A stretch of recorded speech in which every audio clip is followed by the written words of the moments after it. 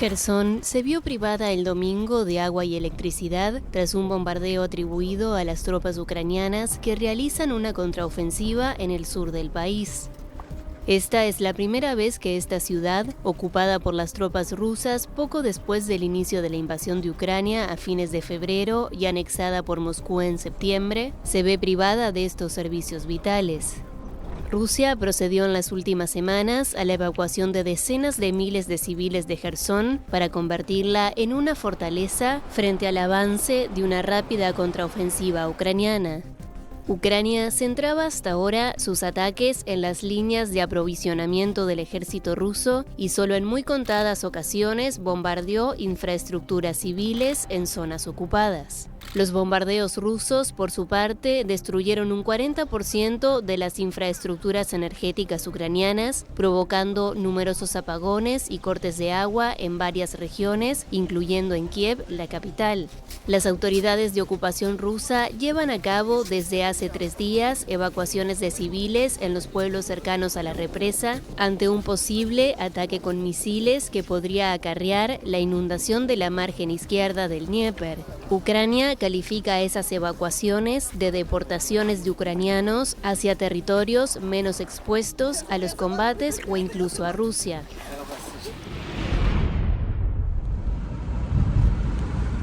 En la capital ucraniana, Kiev, los habitantes intentan adaptarse a los cortes de electricidad. Ante los ataques de las fuerzas rusas contra la infraestructura eléctrica, desde el 10 de octubre, el proveedor nacional aplica cortes programados en la capital y otras regiones del país. Los habitantes se las arreglan con velas y linternas, y aunque tratan de ver el lado bueno, es difícil olvidar que están viviendo esta situación debido a la guerra. Si no fuera por la guerra, habría vivido a la luz de las velas de forma romántica, en una vida como en una aldea primitiva, cuando una persona se levanta con el sol y se acuesta con el sol.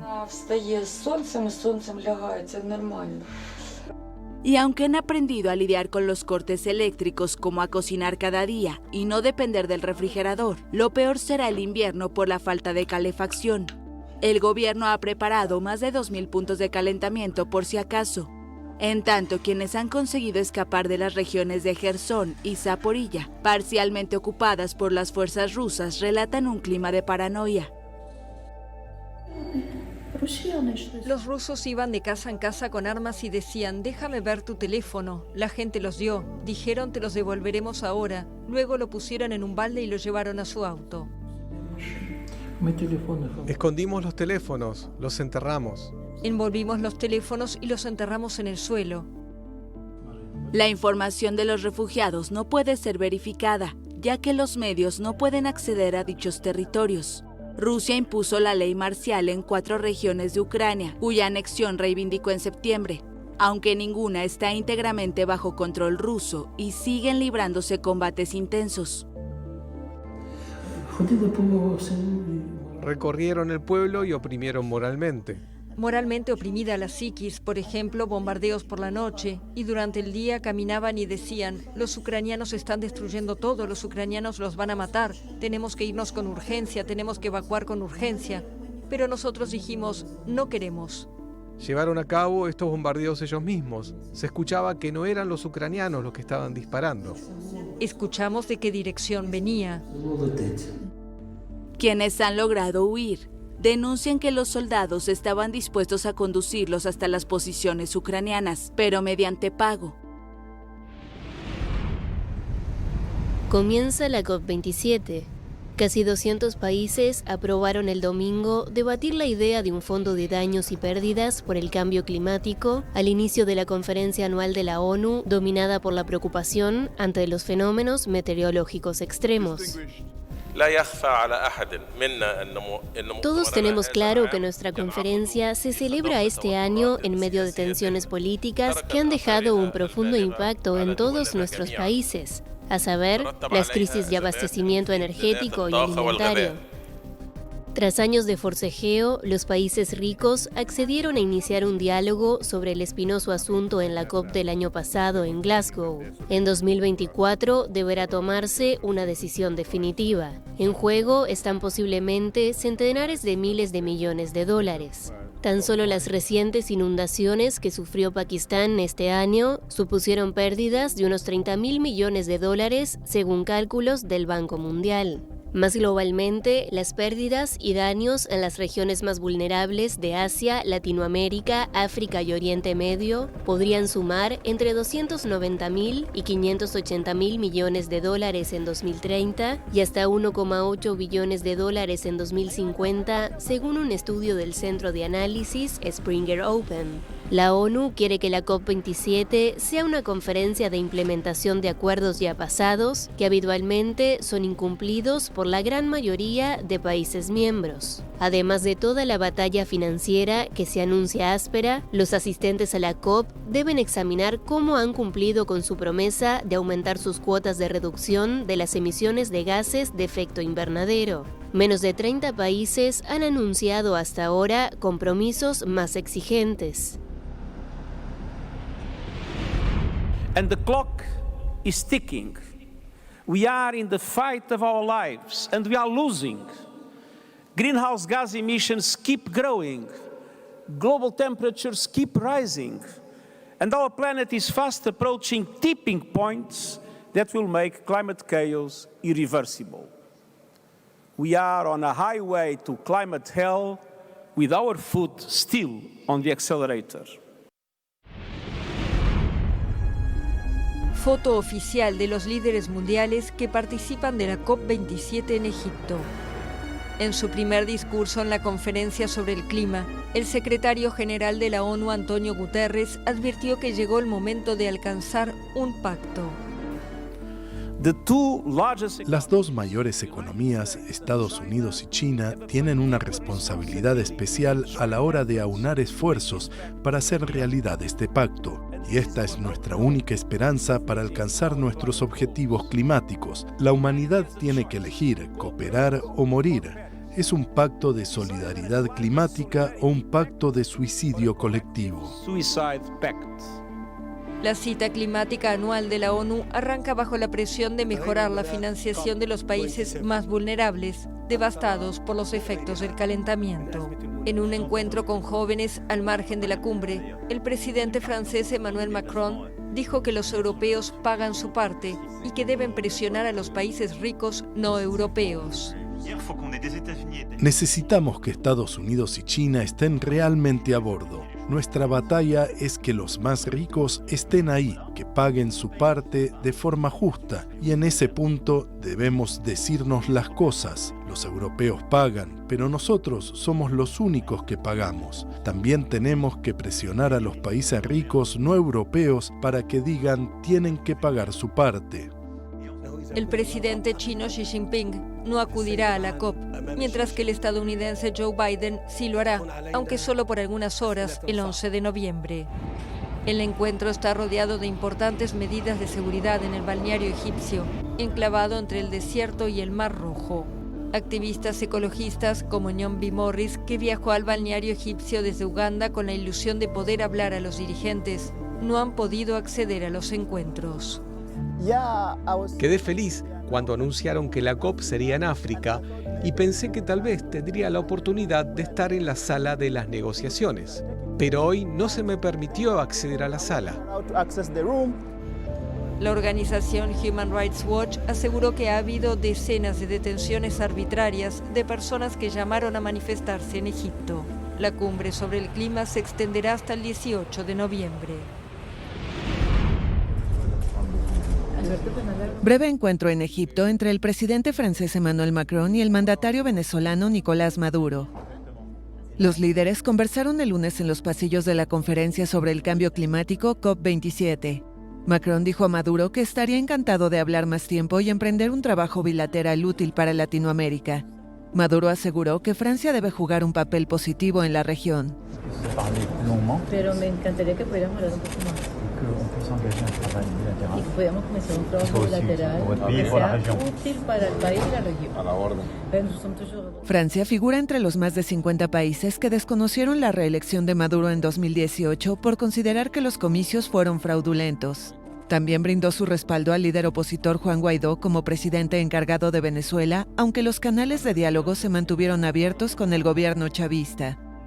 La presidencia francesa, preocupada con la crisis energética producto de la invasión rusa a Ucrania, llamó el 27 de junio a diversificar las fuentes de abastecimiento de petróleo durante la cumbre del G7 en Alemania, mirando a la producción de Irán y Venezuela. Maduro respondió al día siguiente que su país estaba listo para recibir a las petroleras francesas que quieran producir petróleo y gas para el mercado europeo y mundial.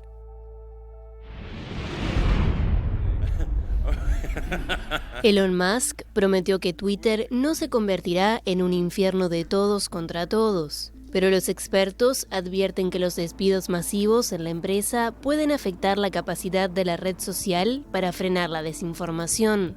Twitter despidió aproximadamente la mitad de sus 7.500 empleados el viernes, a pocos días de las elecciones de mitad de mandato del próximo martes en Estados Unidos, cuando se espera que aumente la circulación de contenido falso en las redes sociales.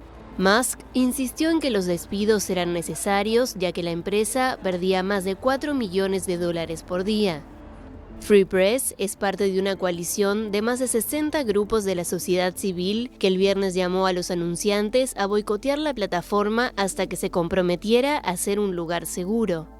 Los miembros de la coalición se reunieron con Musk a principios de esta semana después de que estudios académicos reportaron un aumento dramático en el discurso de odio, los memes nazis y los insultos racistas a partir del momento en que él compró la compañía.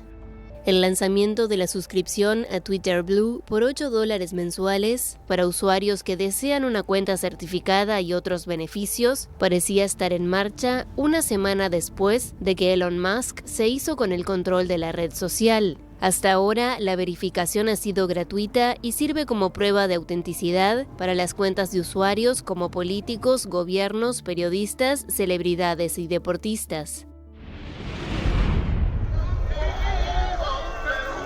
Miles de manifestantes marcharon el sábado en Lima para reclamar la renuncia del presidente izquierdista Pedro Castillo, quien se encuentra bajo un inédito marco de 6 investigaciones por presunta corrupción.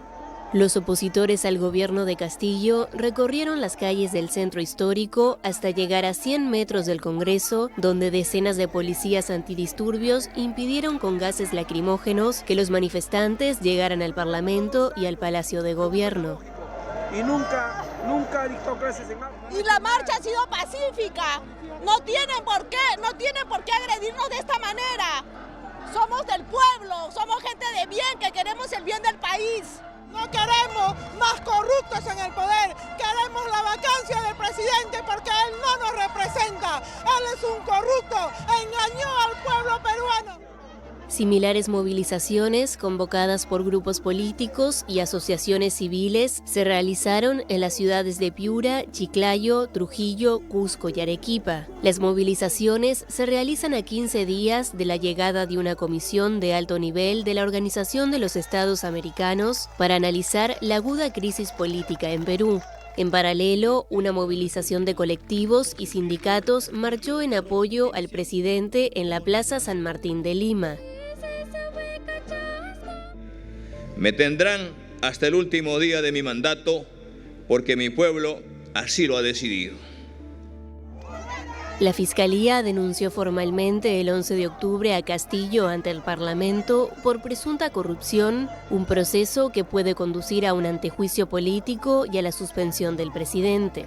Castillo, maestro rural de 53 años, niega que su familia haya cometido delitos y dice ser víctima de una campaña para apartarlo del poder. Guayaquil, en el este de Ecuador, está en guerra abierta contra el narco. Cuando cae la noche, las calles se vacían y la policía patrulla en estado de alerta máxima. El gobierno de Ecuador extendió el viernes a una tercera provincia el estado de emergencia decretado esta semana para enfrentar la arremetida del narco, que realizó en los últimos días una veintena de ataques con balas y explosivos.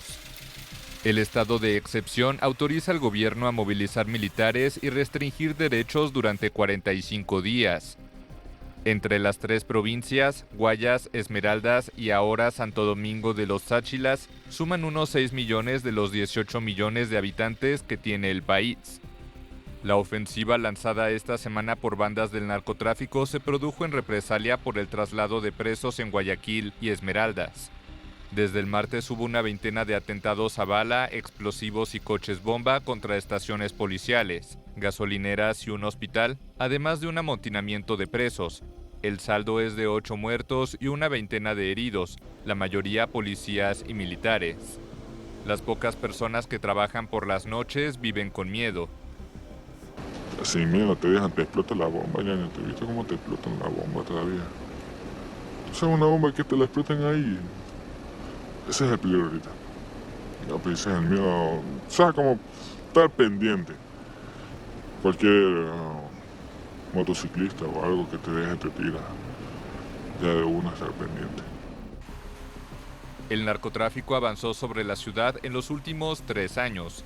La lucha por el poder entre organizaciones del narco se mide en las calles y en las cárceles, desde donde las bandas coordinan el tráfico, extorsionan, mandan matar y sostienen sangrientos choques con sus rivales. Desde febrero de 2021, alrededor de 400 reclusos han muerto a balazos y machete dentro de prisiones ecuatorianas.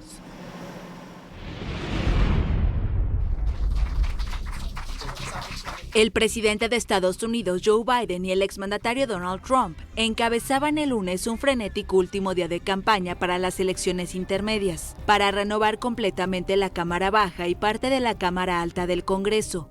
Están en juego los 435 escaños de la Cámara de Representantes y 1/3 de los puestos del Senado. Actualmente, los demócratas tienen mayoría en las 2 cámaras, pero en el Senado solo por un voto, el de la vicepresidenta Kamala Harris. A Biden le quedan 2 años de gobierno y hay riesgo de que los demócratas pierdan el Congreso.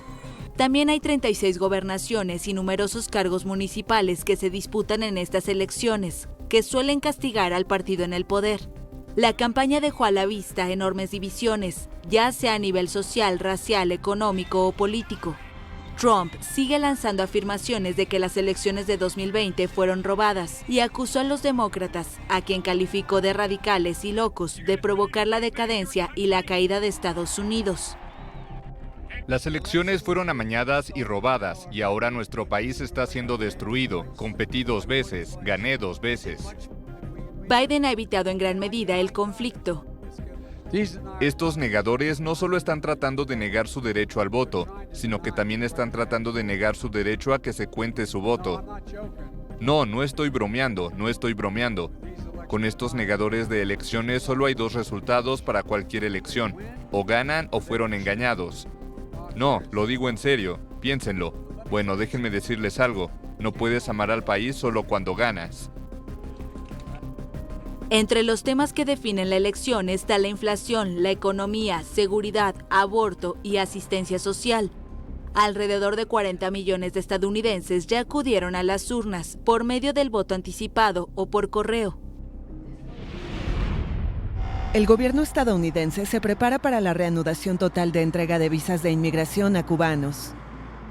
La secretaria adjunta de Asuntos Consulares del Departamento de Estado, Rena Bitter, estará el jueves en la capital cubana con la directora del Servicio de Ciudadanía e Inmigración, Ur Mendoza Jadou, para hablar con sus contrapartes sobre la reanudación total del procesamiento de visas de inmigrante a partir de 2023.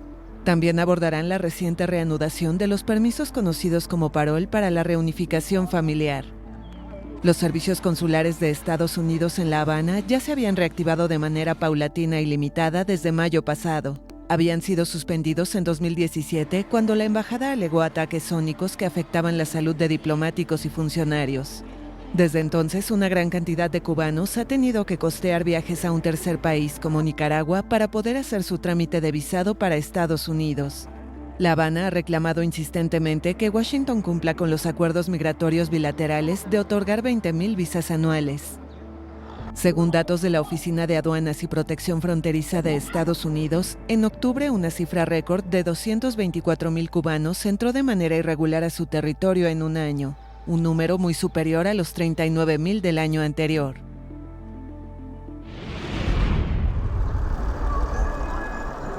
Corea del Norte negó estar suministrando armas a Rusia. El Ministerio de Defensa Nacional norcoreano calificó el martes de infundadas las acusaciones que le hizo Estados Unidos acerca de que Pyongyang está entregando armamento a Moscú para su guerra en Ucrania. En un comunicado divulgado por la agencia estatal, el gobierno de Corea del Norte señala que nunca ha tenido tratos de armas con Rusia. El Pentágono aseguró la semana pasada que Corea del Norte estaba enviando proyectiles de artillería a Rusia de manera encubierta, haciendo parecer que tenían como destino países de Medio Oriente o el norte de África. Washington dijo desconocer si Rusia había recibido las armas, pero informó que estaban tratando de monitorear los envíos. Estados Unidos, que junto con la Unión Europea ha suministrado armas a Ucrania, sostiene que las municiones rusas han disminuido después de 8 meses de guerra. El desmentido de Corea del Norte se produce en un momento de alta tensión en la península coreana, después de que Pyongyang realizara una serie de pruebas de misiles en las últimas semanas, en respuesta a las maniobras militares conjuntas de Estados Unidos y Corea del Sur. Washington y Seúl han advertido que las recientes pruebas de misiles del norte podrían culminar con un ensayo nuclear. 11 obispos o exobispos, entre ellos un cardenal, son investigados en Francia por casos de agresión sexual. El anuncio fue hecho el lunes durante una rueda de prensa en Lourdes, en el sur del país, donde los prelados celebran su reunión anual. El presidente de la Conferencia Episcopal Francesa, Éric de Moulin-Buffour, indicó que la justicia civil o canónica inculpó a 6 obispos. Agregó que además 2 exprelados están siendo investigados y un tercero es objeto de una denuncia ante la Fiscalía que todavía no ha respondido. Sin entrar en los detalles, el presidente de la Conferencia Episcopal indicó que hay una gran diversidad de situaciones sobre los hechos cometidos o de los que se les acusa. Hace un año, Francia conoció el demoledor alcance de los casos de pederastía en el seno de la Iglesia Católica. Una comisión independiente estimó que unos 216.000 menores fueron víctimas de sacerdotes y religiosos en Francia entre 1950 y 2020. El gobierno de Ucrania anunció el lunes que tomará el control de varias empresas de importancia estratégica para ayudar al esfuerzo bélico. Entre las empresas expropiadas hay un productor de petróleo, un fabricante de aviones, una empresa especializada en la producción de reactores y un fabricante de camiones. Cuando termine la ley marcial, de acuerdo con la ley, los bienes especificados o la correspondiente compensación por su valor podrán ser devueltos a los propietarios. El gobierno explicó que los activos de estas empresas serán gestionados por el Ministerio de Defensa para asegurar necesidades urgentes de las Fuerzas Armadas, como suministro de carburante y lubricantes o reparación de equipos militares y armas. Desde el inicio de la invasión rusa, Ucrania es muy dependiente de los suministros de armas occidentales y del apoyo financiero de Estados Unidos y de la Unión Europea. Japón quiere reforzar su capacidad militar. Lo dijo el fin de semana el primer ministro Fumio Kishida en un discurso al pasar revista de la flota internacional del país. Debemos prepararnos para una época en la que surgen actores que desobedecen las normas y usan la fuerza o las amenazas para destruir la paz y la seguridad de otras naciones.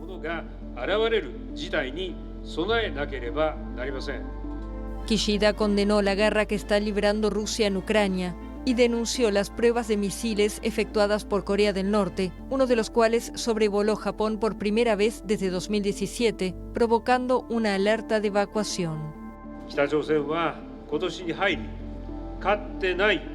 Desde principios de este año, Corea del Norte ha realizado repetidamente pruebas de misiles balísticos, incluyendo nuevos de clase ICBM, con una frecuencia sin precedentes. Uno incluso pasó sobre el espacio aéreo de Japón. No podemos tolerar el desarrollo nuclear y de misiles de Corea del Norte. La constitución japonesa pacifista limita en principio las capacidades militares del país, pero Tokio está elaborando actualmente planes de seguridad que podrían requerir que se duplique el gasto de defensa del país en 5 años. En el acto en la bahía de Sagami participaron navíos de Japón y de otros 12 países como Australia, India y Estados Unidos.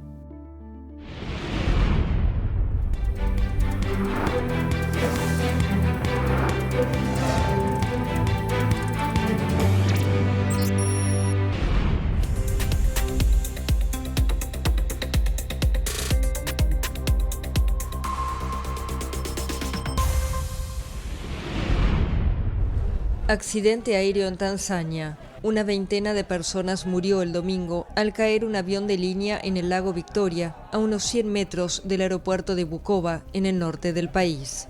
La aeronave había despegado de la capital económica de Tanzania, Dar es Salaam. El clima no era bueno. El piloto nos anunció que el clima era malo y que estaba intentando encontrar la forma de aterrizar. El avión accidentado es un biturbo hélice ATR 42500 de la compañía privada local Precision Air y llevaba 43 personas a bordo.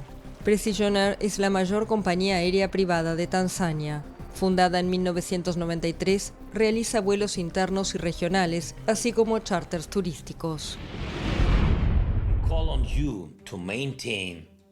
El presidente de Ucrania, Volodymyr Zelensky, pidió el martes a los estadounidenses mantener la unidad hasta la restauración de la paz en Ucrania y acusó a Rusia de obstaculizar la acción contra el cambio climático. Las declaraciones ocurren cuando Estados Unidos celebra elecciones de medio mandato, cuyos resultados podrían afectar el apoyo de Washington a Kiev. Los llamo a mantener una unidad inquebrantable como lo es ahora hasta ese mismo día, en que todos escuchemos esas importantes palabras con las que hemos estado soñando, hasta que escuchemos que la paz finalmente ha sido restaurada. Las democracias no deben detenerse en su camino hacia la victoria.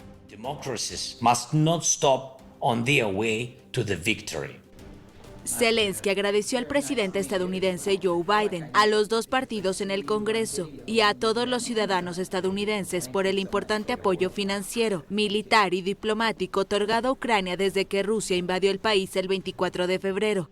A mediados de mayo, el Congreso estadounidense aprobó un paquete de $40,000 millones para apoyar los esfuerzos bélicos de Ucrania.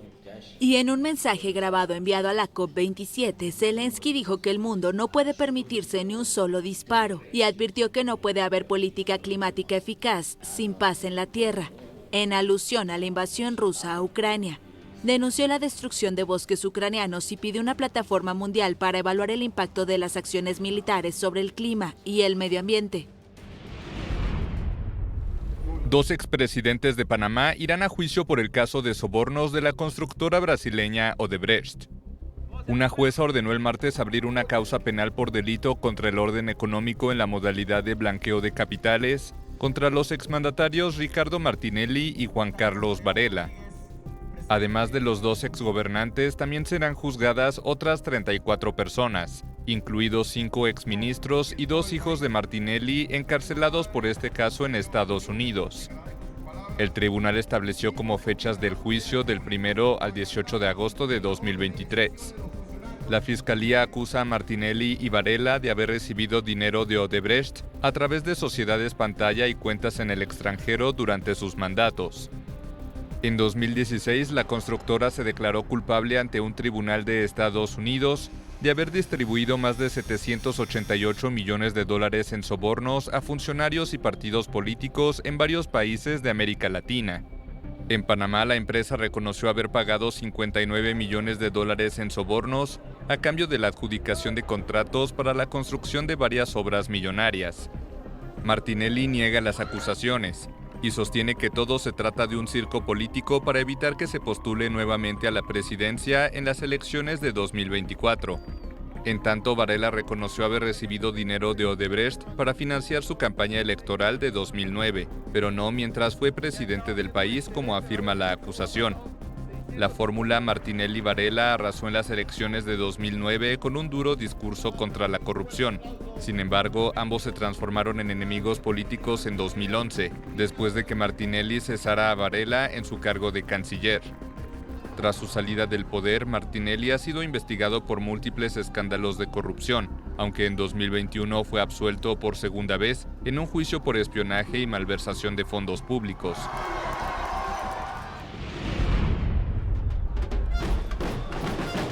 El personal de salud exige mejores condiciones de trabajo en Argentina. Médicos, enfermeros y auxiliares cumplieron una huelga de 24 horas el martes. Más de 1 millar de personas marcharon hasta el Ministerio de Salud para exigir aumentos salariales bajo el lema La salud en emergencia.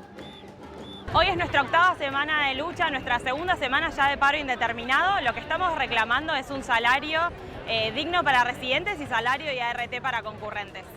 La hora, digamos, del trabajo que hago como monotributista es de 320 pesos la hora, ni siquiera un kilo de pan o un casancrén, como me han dicho mis compañeros. Pero bueno, todo suma y hay que seguir peleando.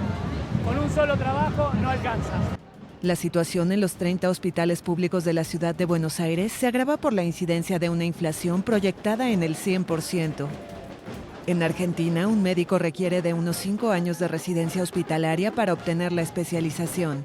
En ese lapso trabaja unas 8 horas diarias con guardias semanales de 24 horas por un salario que en la capital es equivalente a unos $700 al tipo de cambio oficial. Además de los residentes, también hay médicos concurrentes que hacen su especialización con una carga horaria menor, pero sin paga ni seguro por riesgos de trabajo. Los bajos salarios desalientan especializaciones médicas básicas. Según responsables, muchas residencias han quedado vacantes por la falta de incentivos. Hay que defender esto, porque es muy importante la medicina, la gente necesita una buena atención, necesita médicos bien formados y para eso realmente creo que hay que financiarlos bien. Médicos y enfermeros también se sienten desvalorizados tras haber trabajado intensamente durante la pandemia de COVID-19. Teníamos miedo de ir a nuestras casas, nuestras familias no nos querían ver, no teníamos licencia posible de ser tomada, o sea que la verdad que fue una situación muy dramática para nosotros. Pero bueno, no está siendo acompañado, eso es como que bueno, hay una especie de borrón y cuenta nueva ahora donde hay una amnesia, me parece, en reconocimiento que no está nada bien.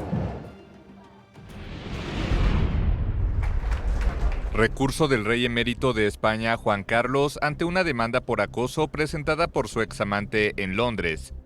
Sus abogados reclamaron el martes que no puede ser juzgado en Inglaterra, porque la ley británica de inmunidad del Estado lo protegió hasta 2014, cuando abdicó a favor de su hijo Felipe VI. El Tribunal de Apelación señaló que tardará algún tiempo en pronunciarse. Los jueces advirtieron que aunque Juan Carlos se beneficie de la ley de inmunidad de Estado, podría perjudicarle a aceptar los abusos.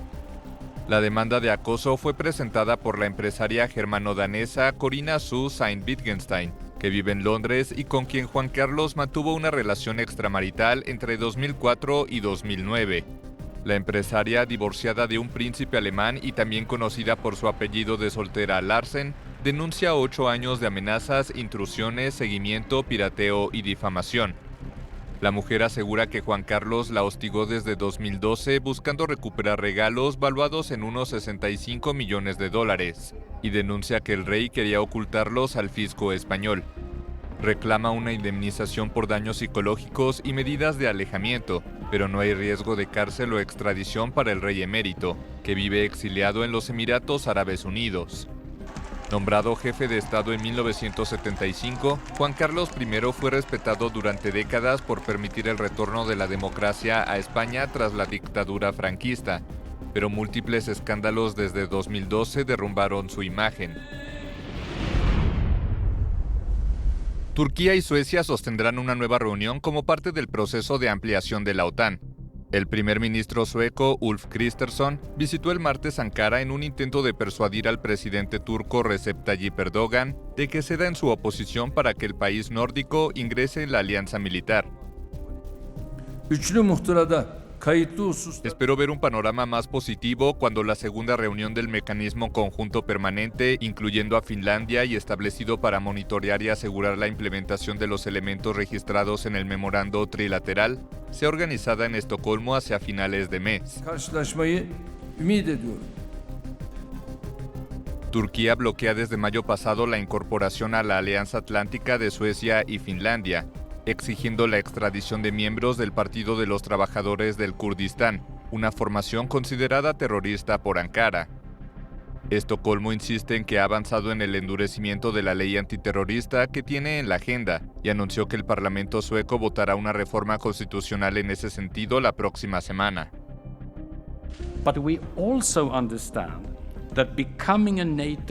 También entendemos que convertirse en un miembro de la OTAN implica responsabilidad con otros aliados, incluida Turquía.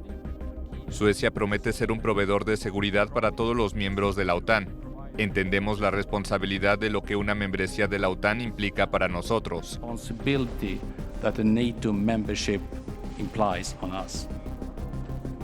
Turquía ha reconocido los avances en las conversaciones desde la formación del nuevo gobierno sueco el mes pasado, pero el presidente Erdogan asegura que su parlamento solo ratificará la adhesión de los dos países nórdicos una vez que se tomen ciertas medidas, incluidas varias solicitudes de extradición. Ankara se ha mostrado impaciente ya que Suecia llevó a cabo solo una extradición desde principios de año por fraude. Segundo día de discursos de líderes en la COP27 de Sharm el-Sheikh. El martes, el representante de Estados Unidos aseguró que ese país continuará con la lucha climática, sea cual sea el resultado de las elecciones legislativas. Nuestra esperanza es que Estados Unidos pueda tener un Congreso que ponga en marcha el presupuesto, pero en cualquier caso el presidente Biden está más decidido que nunca a continuar con lo que estamos haciendo. Y la mayor parte de lo que estamos haciendo no puede ser cambiado, porque gran parte tiene que ver con el trabajo con el sector privado y el mercado ha decidido hacer lo que tenemos que hacer para responder a la crisis climática. Un centenar de mandatarios asistieron lunes y martes a la cumbre de líderes de la Conferencia Anual del Clima de la ONU. Entre ellos, el colombiano Gustavo Petro y el venezolano Nicolás Maduro, que propusieron una gran alianza para salvar el Amazonas. Hay que salvar los pilares del clima del planeta. Antes que nada, la selva amazónica es uno de 4 existentes. Colombia otorgará $200 millones anualmente durante 20 años para salvar la selva amazónica en su territorio. Esperamos el aporte mundial.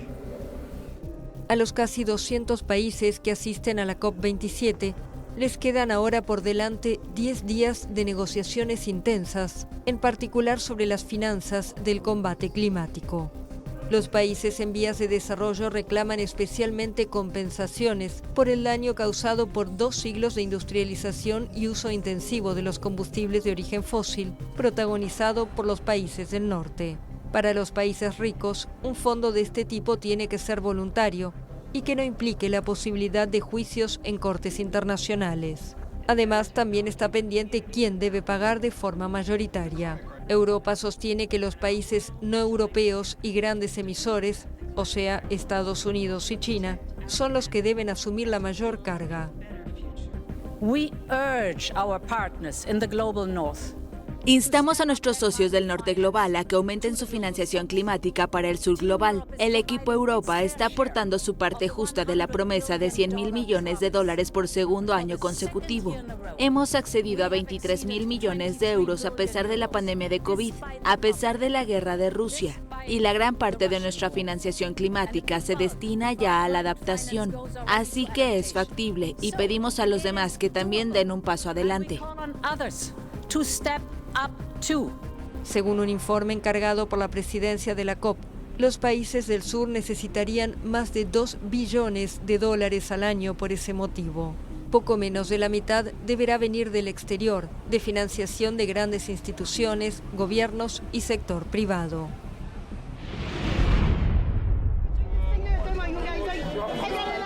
El Esequibo ha sido disputada entre Guyana y Venezuela desde hace más de un siglo.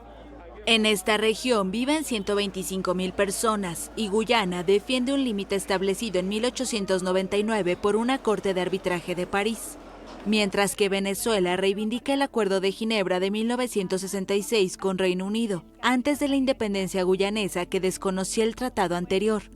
El gobierno de Guyana impulsa un proceso en la Corte Internacional de Justicia para ratificar las fronteras y poner fin a la disputa. El pequeño país, que fue colonia inglesa, limita con Venezuela, Brasil y Surinam. Su presidente defiende al Esequibo. Tenemos muy claro dónde están nuestras fronteras. Esta controversia ha sido remitida a la Corte Internacional de Justicia, que ya se ha declarado competente en la materia. Y estamos alentando a Venezuela a que participe plenamente y respete el resultado. Por su parte, el gobierno del presidente venezolano Nicolás Maduro rechaza el proceso en la Corte Internacional de Justicia. Y la consigna, el sol de Venezuela nace en el Esequibo, se repite en las escuelas y acompaña documentos oficiales. Algunos habitantes de Guyana piensan que la insistencia en reclamar la soberanía responde a las gigantescas reservas de petróleo encontradas en aguas también en disputa. Y tras la crisis económica y política en Venezuela, varios miles de venezolanos emigraron al Esequibo. Somos un pueblo muy amable, nuestro pueblo que da la bienvenida a cualquiera a la zona. Entonces, de esta manera encontrarías a muchos venezolanos moviéndose libremente. Ya sabes, como si fueran dueños o vivieran aquí. Y es posible que tengan sus propios pensamientos sobre cómo se sienten en Guyana. Pero sé que esto es Guyana, esto no es territorio de Venezuela. Irónicamente, antes eran los guyaneses quienes emigraban hacia territorio venezolano. Incluso recibían nacionalidad los nacidos en el Esequibo. Algunos criados en Venezuela han vuelto a Guyana. Y uno gana $100 americanos allá, eso termina la mitad en pasaje, pues. Entonces cuando uno va a comprar comida ya no le queda nada, pues. En cambio aquí es distinto, la vida es súper mejor y se ve trabajo, por ejemplo hay trabajo y el dinero rinde más, pues. Muchos inmigrantes venezolanos habitan en la Casa Verde, un enorme edificio abandonado por una empresa china en Port Kaituma. Sí, yo estuve pensando varios días, ya unas cuantas semanas y le dije a mi esposa, le dije la situación que estaba pasando y me vine solo primero y después estuve aquí 2 meses, me fui, entonces me traje a la familia completa. Y aunque sufren la diferencia del idioma y su estatus de migrantes, afirman que la paga y la vida es mejor que en Venezuela. ¿Qué llevaron? José Galeano está a punto de emprender el viaje más importante de su vida.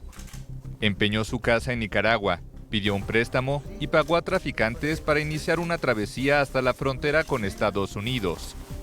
Tras haber trabajado como agricultor, jardinero y albañil, este ex estudiante de veterinaria es una de las miles de personas que huye de Nicaragua, el segundo país más pobre de Latinoamérica.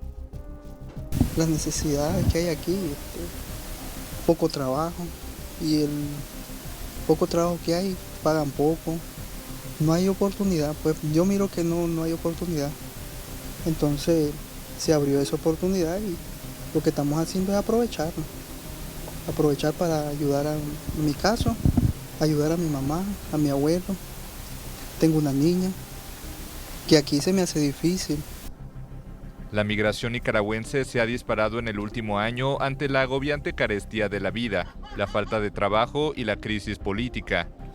Un 57% de los nicaragüenses está dispuesto a migrar, sobre todo a Estados Unidos, según una encuesta reciente de la firma costarricense Sid Gallup. Galeano viaja con su hermano y 2 primos. Solo este año emigraron al menos 60 vecinos de su comarca. La idea es que uno busca algo de mejora para su familia y pues la situación del país no está muy bien acá. Y he mirado muchos compañeros que también han salido así y han llegado con sacrificio, pero lo logran. Y entonces, en esa misma travesía, vamos nosotros. Los migrantes emprenden un peligroso viaje desde Nicaragua. Primero deben llegar hasta Guatemala en autobús. Ahí tendrán que pagar entre $2,000 y $5,000 a un coyote o traficante de personas que los lleve hasta Estados Unidos, sobre todo cruzando el río Bravo a nado o en balsa. Según informaciones de medios locales que citan a familiares de víctimas, en 2022 al menos 40 migrantes nicaragüenses murieron por asfixia, ahogados o en accidentes de tráfico. Que yo sé que han habido secuestros, los matan, les hacen sanganada, pero por salir un poquito adelante y luchar, y como está escaso el trabajo, eso es lo que pasa. Pero a ver si le pido a Dios que van a triunfar, sí. El éxodo provoca aglomeraciones en las oficinas de migración en Managua, donde miles de personas que llegan de todo el país para tramitar el pasaporte duermen a la intemperie. Las salidas del país no son registradas de forma oficial, aunque la Oficina de Migración y Extranjería reportó en su sitio web que solo entre el 17 de septiembre y el 7 de octubre se emitieron más de 20.000 pasaportes, incluidos 2.000 para menores de edad. El presidente Daniel Ortega, quien gobierna Nicaragua desde 2007, ha endurecido la represión contra sus opositores. Sostiene que la migración masiva se debe a las sanciones estadounidenses contra su gobierno. La despedida de Galeano y sus primos del resto de la familia es dura, pero él asegura que volverá con dinero para poner un negocio. Tenemos planeado hacer un horno aquí, poner alguna como panadería, un negocio, porque yo pienso ir y recoger un dinero y regresarme, pues no, yo no pienso quedarme. El presidente de Estados Unidos, Joe Biden, se mostró satisfecho el miércoles tras las elecciones de medio mandato en las que su partido demócrata resistió mejor de lo previsto lo que se esperaba como una ola roja republicana. Tuvimos una elección ayer y creo que fue un buen día para la democracia, un buen día para Estados Unidos. Nuestra democracia ha sido puesta a prueba en años recientes, pero los estadounidenses hablaron con sus votos y nuevamente probaron que la democracia es lo que somos.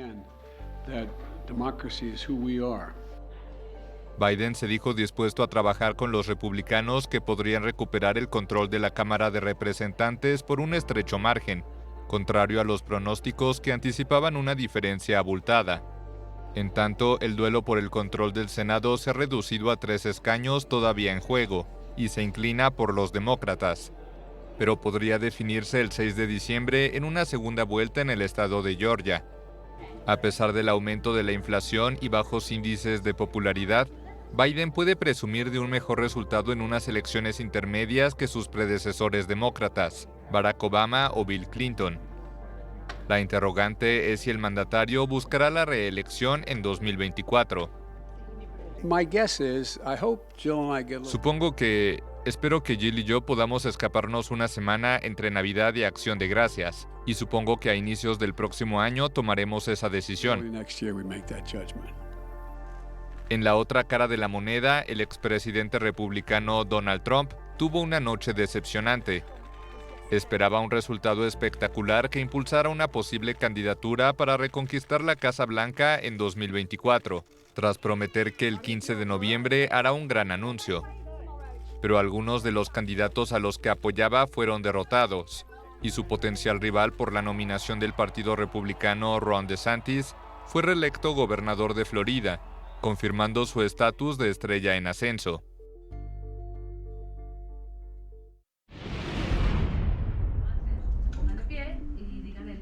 La Comisión Global de Política de Drogas respalda el cambio de enfoque de Colombia sobre el narcotráfico.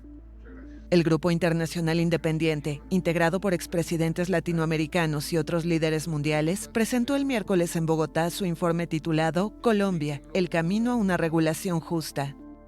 Tras los primeros 100 días del gobierno de Gustavo Petro, los líderes apoyaron la propuesta del mandatario izquierdista de desmontar el enfoque represivo promovido desde hace medio siglo por Estados Unidos y que no ha logrado extinguir el narcotráfico ni la violencia.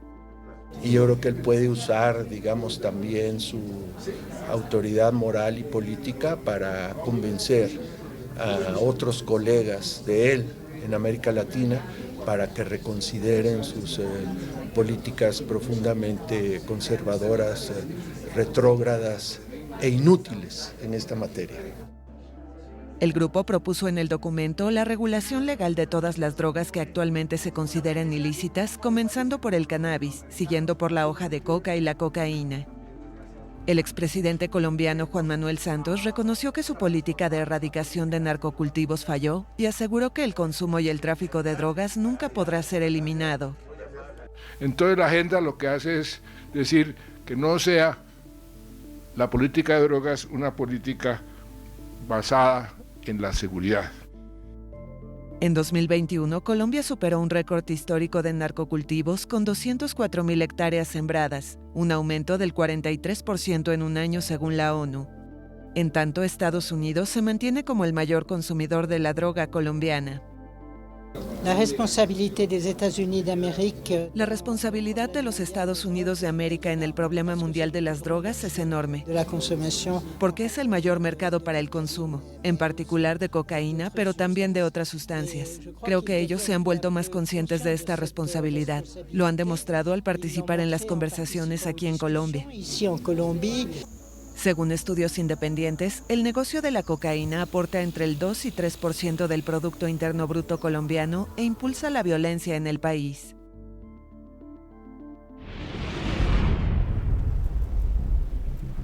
Avanza el proceso de transición de gobierno en Brasil. El presidente electo Luis Inácio Lula da Silva se reunió el miércoles con el presidente de la Cámara de Diputados, Arthur Lira, en Brasilia. Ambos se reunieron también con el vicepresidente electo Geraldo Alckmin, que lidera el equipo de transición y que debía reunirse con los líderes del Congreso, en medio de negociaciones presupuestarias para aumentar los gastos e implementar sus promesas de campaña en temas sociales. Se trata de la primera jornada de trabajo de Lula en la capital brasileña, desde su victoria electoral el 30 de octubre.